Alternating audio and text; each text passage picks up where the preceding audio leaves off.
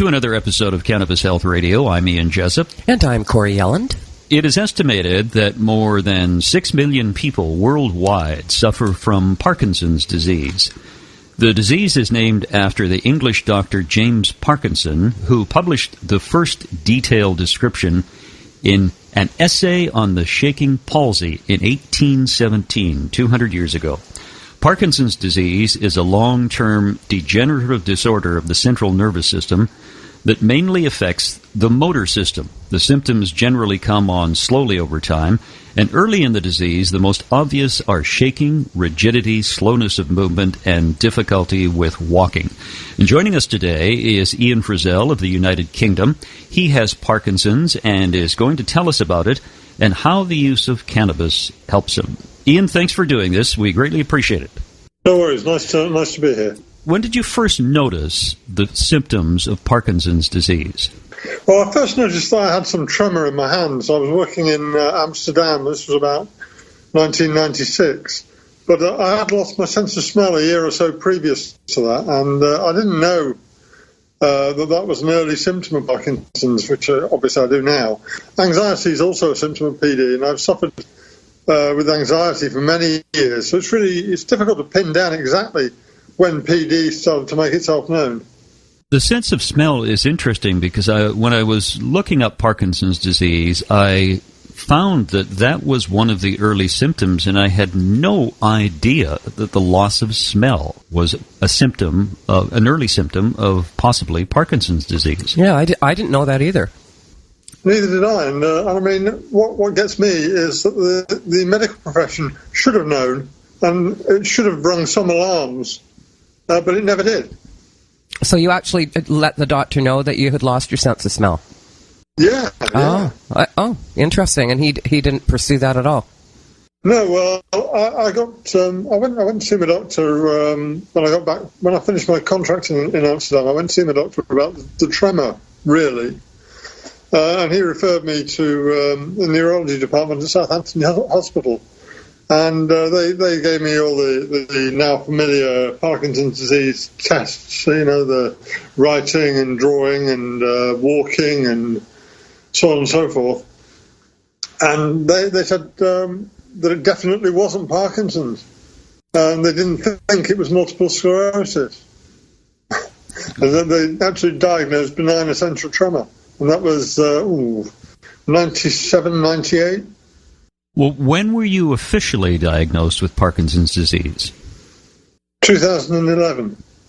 So it was about 14 years before they diagnosed you.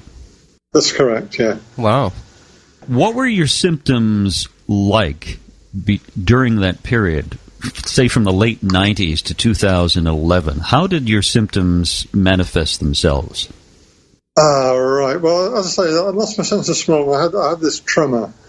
It's not as straightforward as that, because when I got this diagnosis of benign essential tremor, I asked my doctor, what does that mean? He said, well, it means you've got a tremor and we don't know what's causing it. And I thought, well, that's a non-diagnosis. And I was very concerned, obviously, considering multiple sclerosis and Parkinson's disease. And I wanted to know why they considered those illnesses and why they rejected them. And so I started researching on the internet, trying to find out what the symptoms of these diseases were and how they related to me. And while I was doing so, I came across instances of people being misdiagnosed with multiple sclerosis and Parkinson's disease, and what it turned out to be was amalgam fillings, the mercury in the teeth fillings. And I found that I was ticking all the boxes for amalgam poisoning. So I in fact went and consulted a specialist dentist who agreed that I appeared to have typical mercury poisoning symptoms, and I had all of my amalgams removed. In fact, all of my dental metals were removed, all metals completely. And I had a tremor in my right leg at that time, which was making it very difficult for me to drive my car. And following the removal of my amalgams, the tremor in my right leg disappeared completely and didn't bother me for years. Now, if I roll on to 2010, I've gone through a number of years where I've just put up with the symptoms basically because I couldn't get anywhere with the medical profession. So I just put up with the symptoms. And in 2010, I had some more dental work done, and the dentist put some metal bridge work in. And within 3 months, I was shaking. And that's the point that I got referred to my latest neurologist, who diagnosed Parkinson's disease. But I'm convinced that the mercury in my amalgam fillings and dental metals in general, I have a sensitivity to, which has been a trigger for my Parkinson's disease.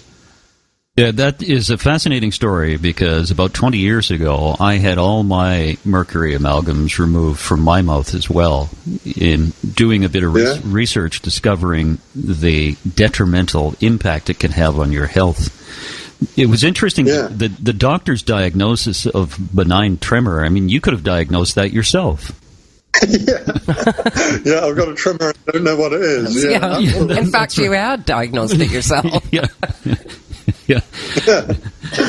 Now, were you put on any medications? Well, at the early stage, they gave me, when I first went in 97, 98, they gave me beta blockers.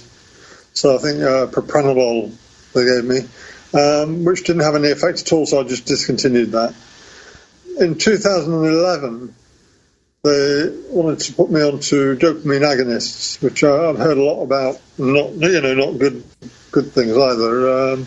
About nasty side effects of Parkinson's drugs. So I resisted the temptation to take those for quite some time, and it's only the progression of my tremor that made me feel that I had to do something to try and improve my quality of life. So I tried taking the dopamine agonists, and they didn't have any positive effect whatsoever. It just made me feel rather ill. So I gave up on those after about 4 or 5 months and stopped taking those. I was then given carbidopa-levodopa, which is a traditional script for Parkinson's disease, and he told my neurologist, just said, start off at 100 milligrams a dose and increase it until you feel some benefit. So I did exactly as he requested, and I got up to 600 milligrams per dose 3 times a day, with no effect whatsoever apart from side effects. And I went back to see him, and he almost fell off his seat. And he said, "That's a dose for someone who's got really advanced Parkinson's disease, So okay, we stopped that as well. Then we took trihexyphenidyl and myropexin or pramipexole, and again, no positive effect. And the trihexyphenidyl actually caused me low mood, which I've struggled with ever since. When I was being evaluated for my deep brain stimulation operation, I was given a dose of benserazide levodopa. And that had a dramatic effect on my tremor, so I got my neurologist to prescribe that for me.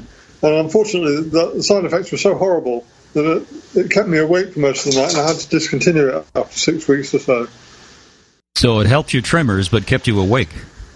Oh, God, dreadful IBS and acid stomach and heartburn and all, Yeah, dreadful. You mentioned your deep brain stimulation surgery. Tell us about that. Right, well, deep brain stimulation is where they place 2 leads deep in the subthalamic nucleus of the brain, and it's connected to what they call a neurostimulator or a therapy controller in my chest, a bit like a pacemaker for the brain.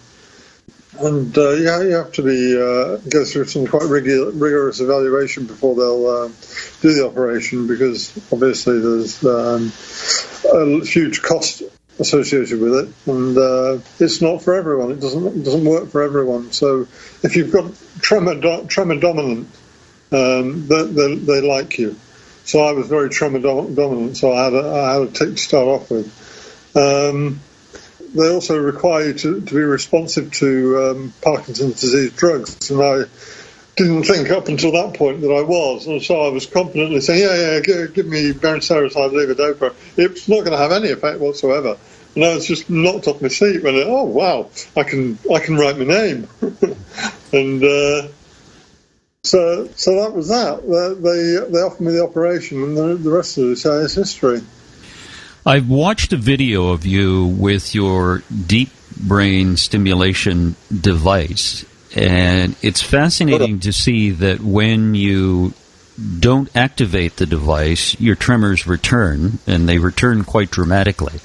But when you activate the device, and you just hold this little machine to your chest, and when it activates the device, your tremors subside quite quickly. It's truly remarkable. It is, yeah. It's a fantastic piece of kit. Ian, how often do you use that?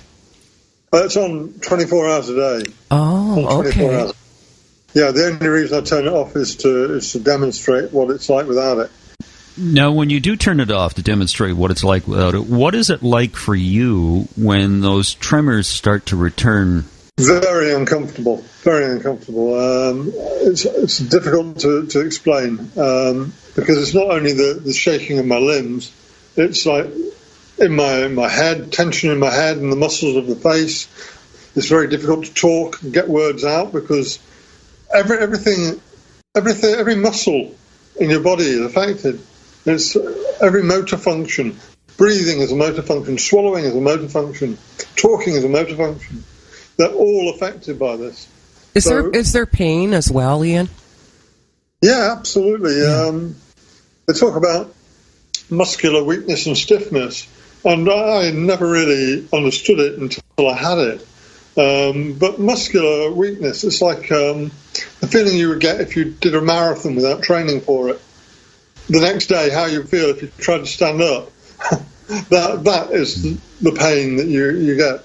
Wow. From muscular weakness. Now, when you sleep with this device, is it by your night table? Well, no, it's in my chest. It's implanted in my chest. Oh, you just activate it through this machine. You just activate it. Yeah, I mean, all that. What you see in the video is me using the controller to switch it on and off. It's I'm not sure. I don't think it's Bluetooth, but it's some similar sort of technology.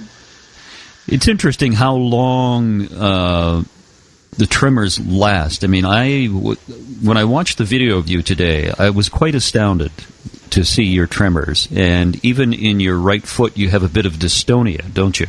Yeah. And how does that impact your walking?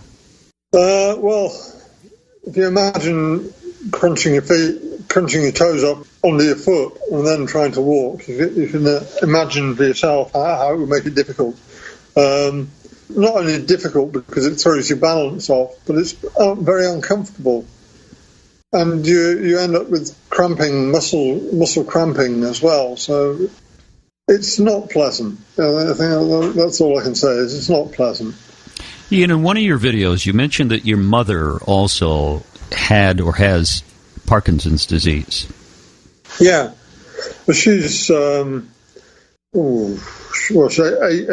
now. And she's had it for...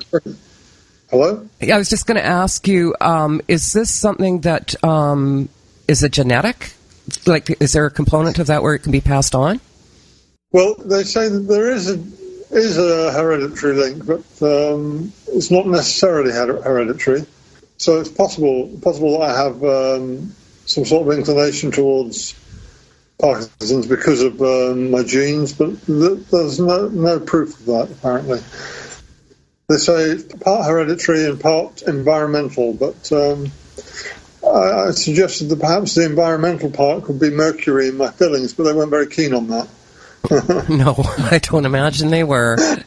But your mother doesn't have the severe tremors that you do. No, she doesn't. Very mild tremor.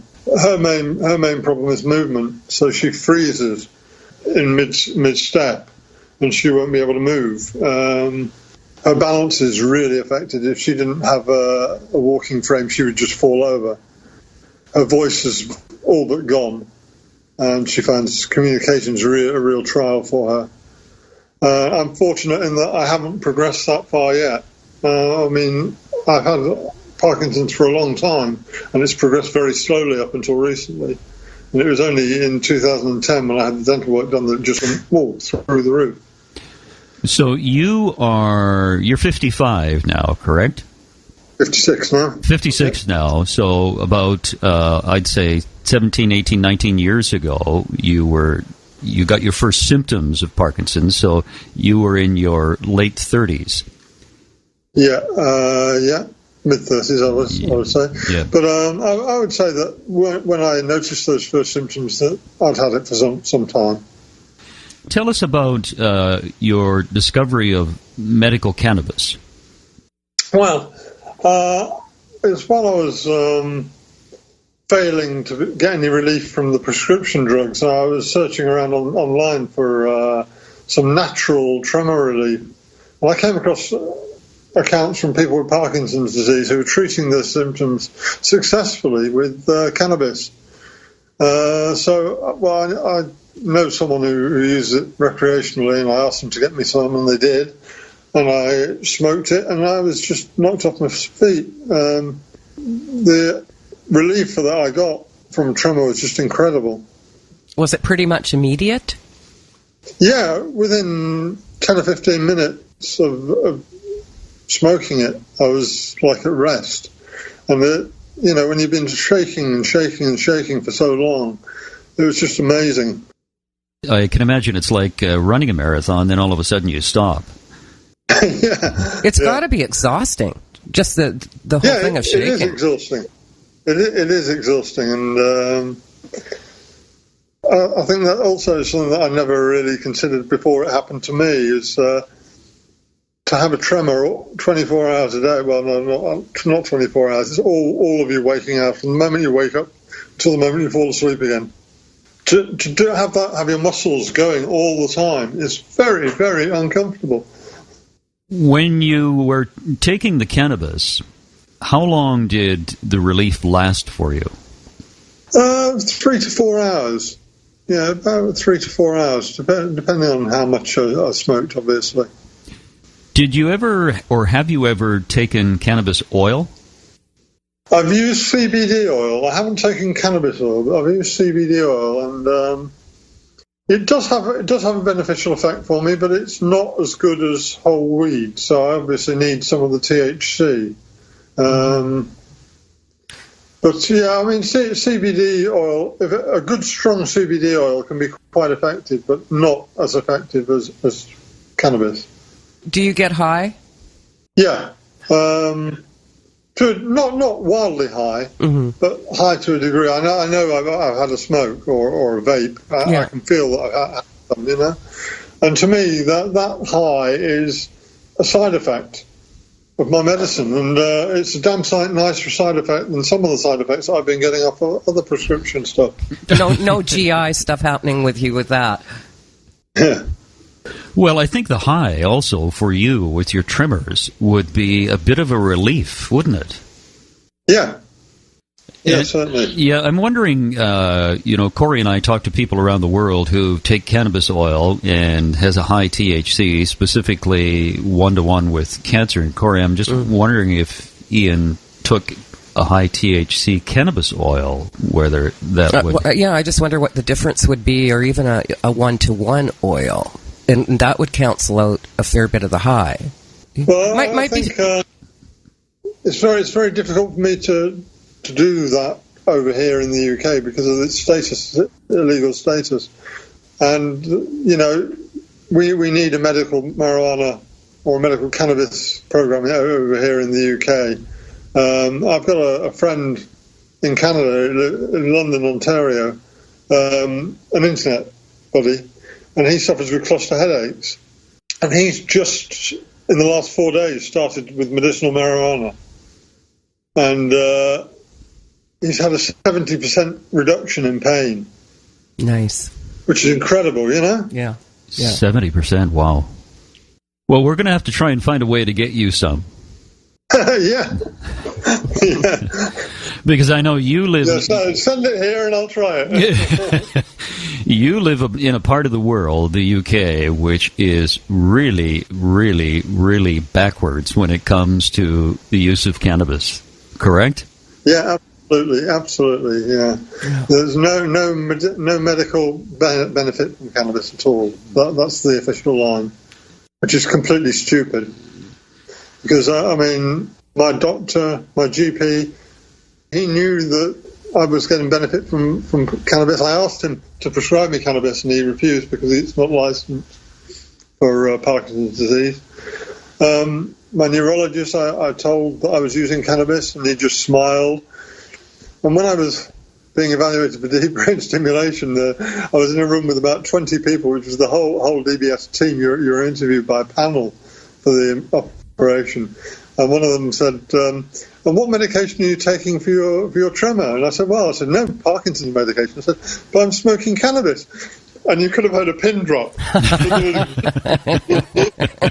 There was a sea of faces with grins on them, you know? You hippie. They couldn't say anything. Some of them probably smoke it themselves. Yeah, absolutely. I wouldn't be surprised. Yeah. Ian, do you smoke cannabis every day? Most days I would say I have some. Not every day. I don't need it every day anymore. Before I had DBS, I would probably have 4 doses a day. Mm-hmm. Now, perhaps, if I'm feeling like I possibly need some help to get to sleep, I'll have a little bit in the evening, sort of an hour before I go to bed. But a lot of the time, I don't need that, and so I don't take it. What was your attitude toward cannabis prior to trying it? Well, I had used it recreationally as a teen, so I wasn't worried about it like a lot of people are. I knew what it felt like. I knew how I would feel.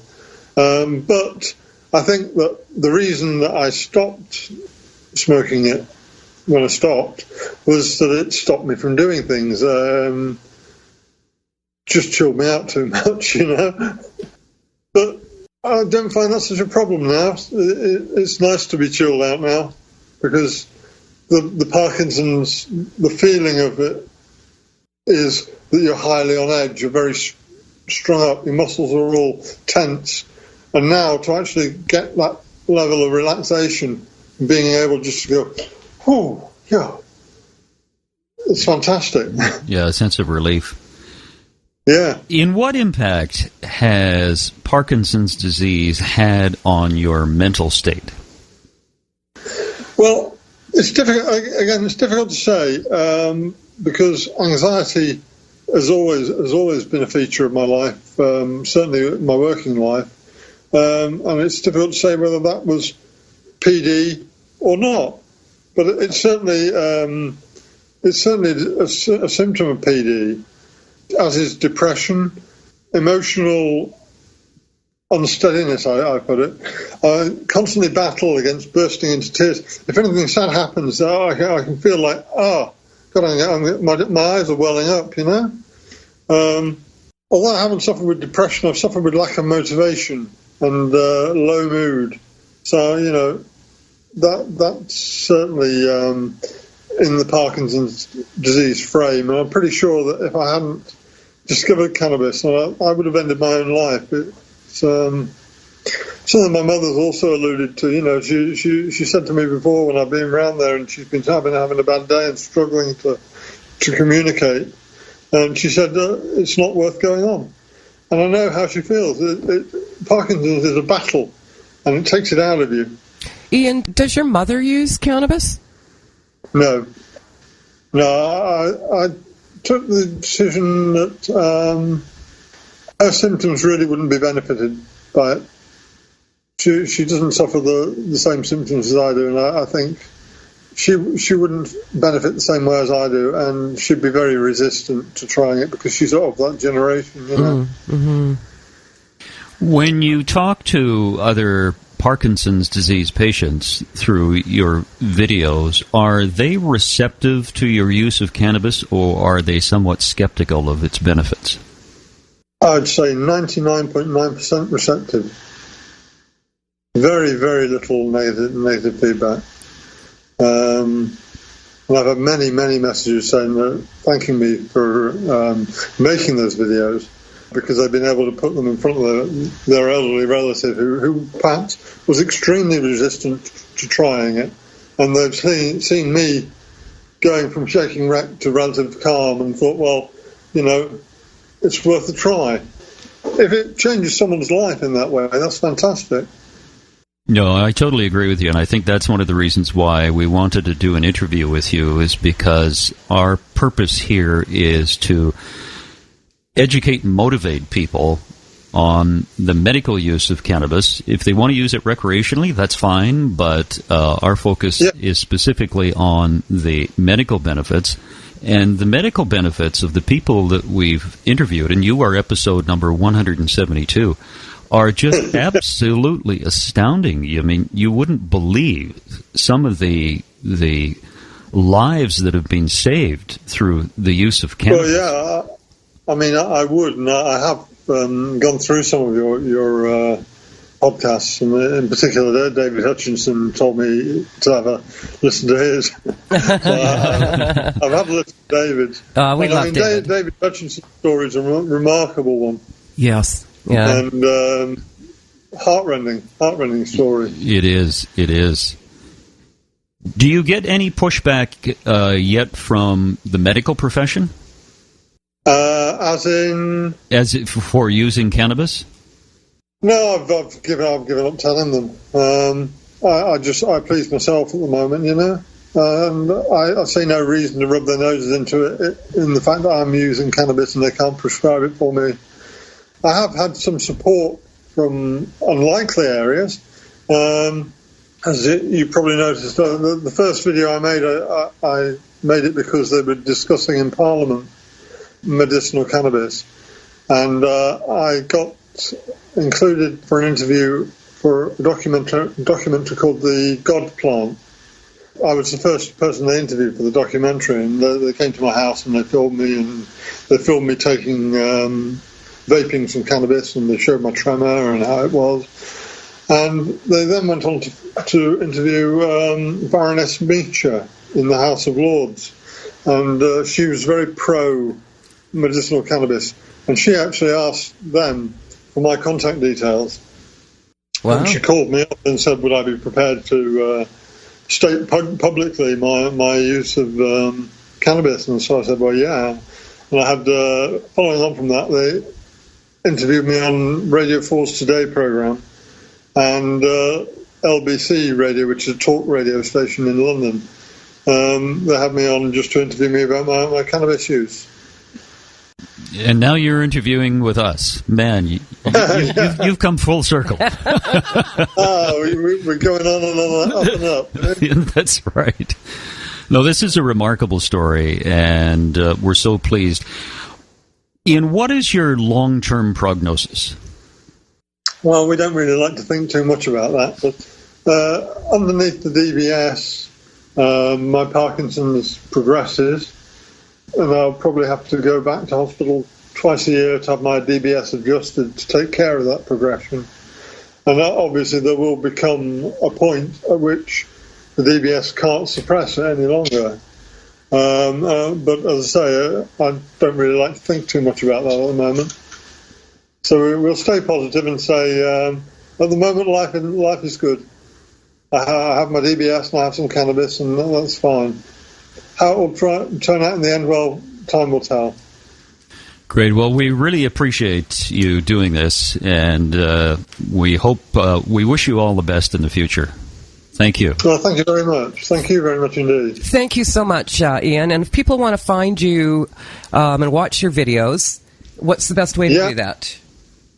On YouTube, if they search for Ian Frizell, IANFRIZELL, all one word, they'll find my channel, and there's loads of stuff on there.